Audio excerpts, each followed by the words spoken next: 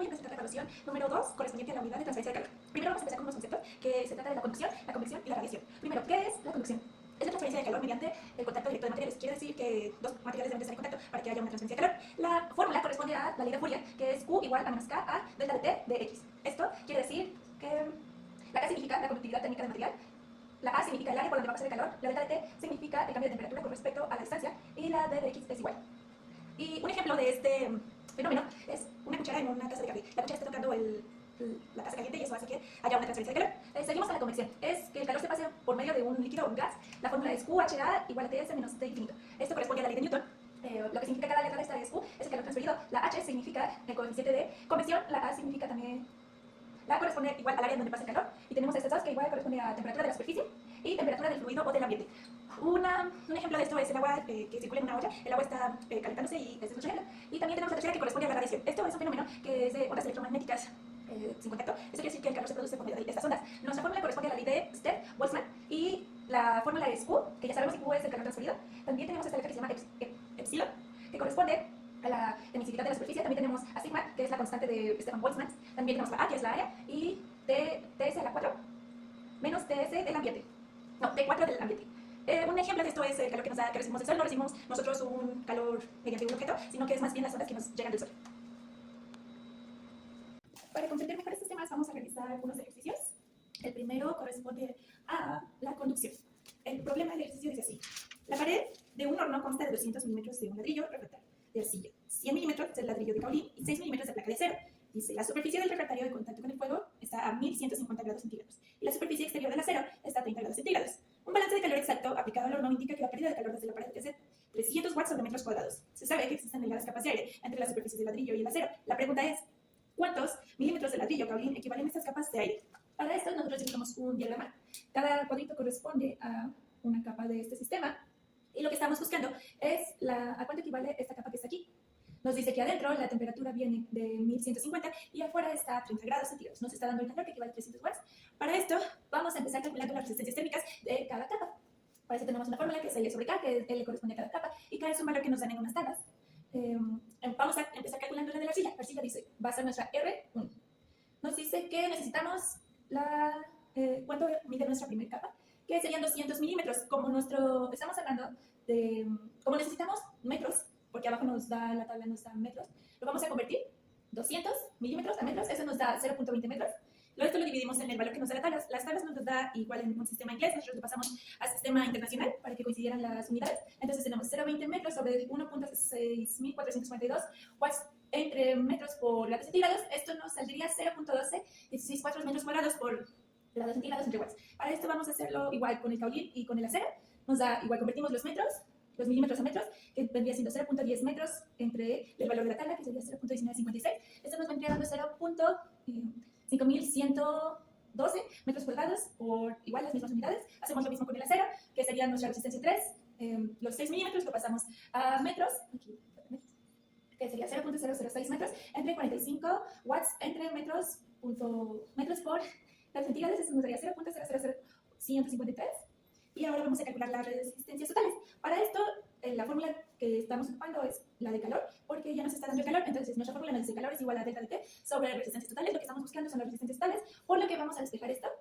Nos queda delta de T sobre el calor. Lo sustituimos, la delta de T vendría siendo la resta de 1150 menos 30. Esto nos vendría dando 1120 grados centígrados.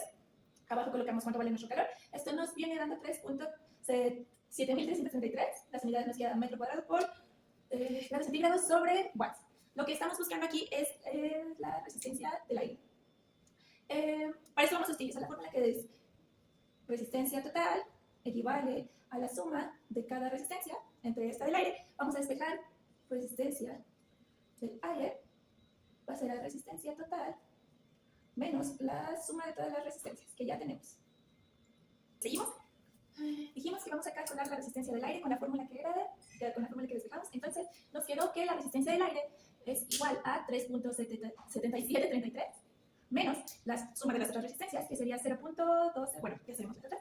Esto nos vendría dando 3.10031 metros cuadrados por grados centígrados entre watts. Ahora, ya que tenemos este dato, lo vamos a utilizar para sacar la resistencia del aire. No, la capa. que estamos buscando, que es la equivalencia. Entonces, para eso vamos a utilizar la fórmula que ya anteriormente teníamos, que era resistencia sobre la capa de aire sobre el valor que nos da en la fórmula, en las tablas, perdón.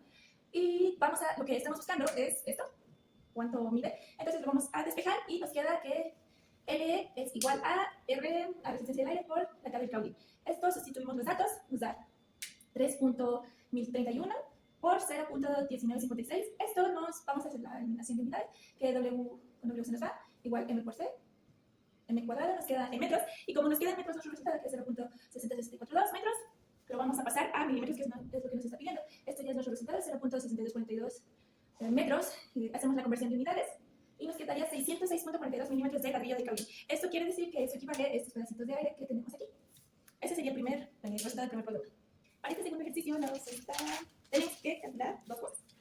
Lo que nos dice el ejercicio es una tubería estándar de acero de una pulgada, vamos a hacer la cuenta, con un vapor de agua saturado a 250 grados Fahrenheit. La tubería está aislada con una capa de 2 pulgadas de magnesia, 85, y sobre la magnesia lleva una capa de corcho de 1/2 de pulgada de espesor. La temperatura de la pared interior de la tubería es 249 grados Fahrenheit y la del exterior del corcho es de 90 grados Fahrenheit. La conductividad térmica en BTU sobre pies por H por Fahrenheit son para el acero 26, para la magnesia 0.034, para el corcho 0.03. Nos pide calcular la pérdida de calor en 100 pies, tubería de BTU por hora, y las temperaturas de los límites comprendidos entre el metal y la magnesia, entre la magnesia y el corcho. Para esto también hicimos un diagrama, nos está hablando que tenemos 3 capas. Al interior está cierta temperatura, al exterior otra temperatura. Lo primero que vamos a hacer, igual que en la anterior, vamos a calcular las resistencias de cada una de estas capas. La fórmula que vamos a utilizar en este caso es logaritmo por resistencia exterior entre resistencia interior entre 2pi por K.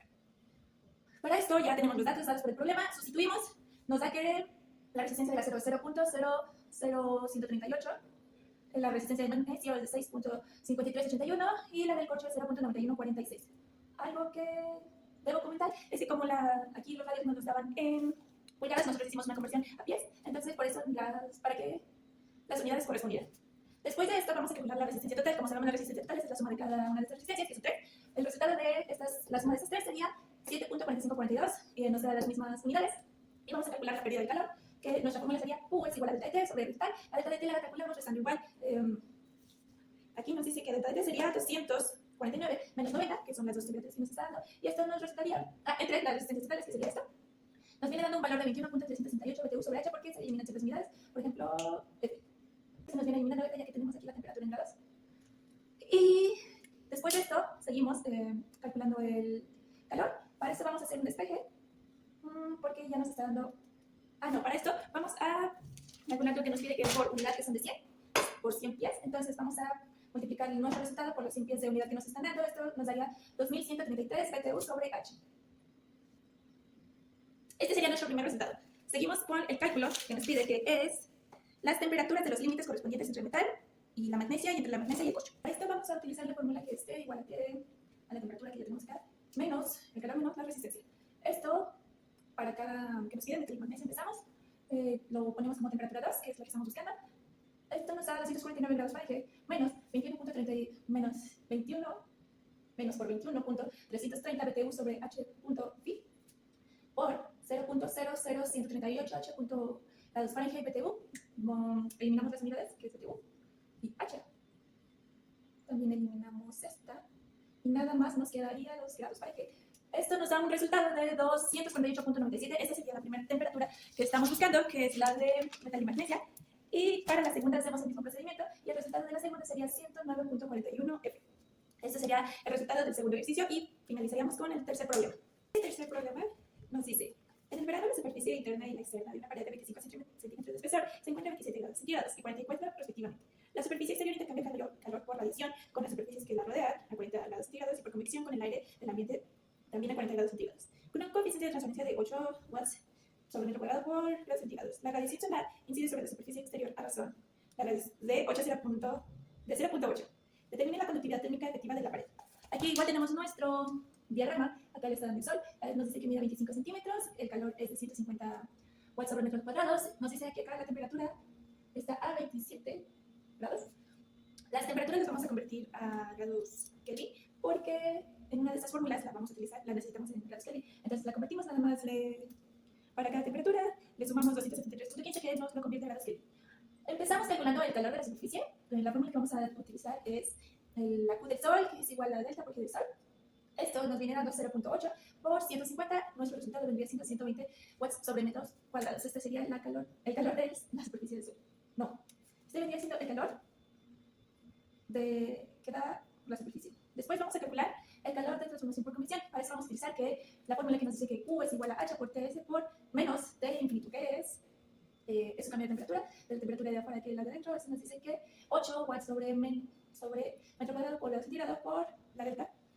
Esto nos viene dando W sobre metro cuadrado. Aquí ya tenemos dos tipos de calor calculado. Ahora vamos a calcular el calor por transferencia. No, si lo calculamos vamos a por intercambio.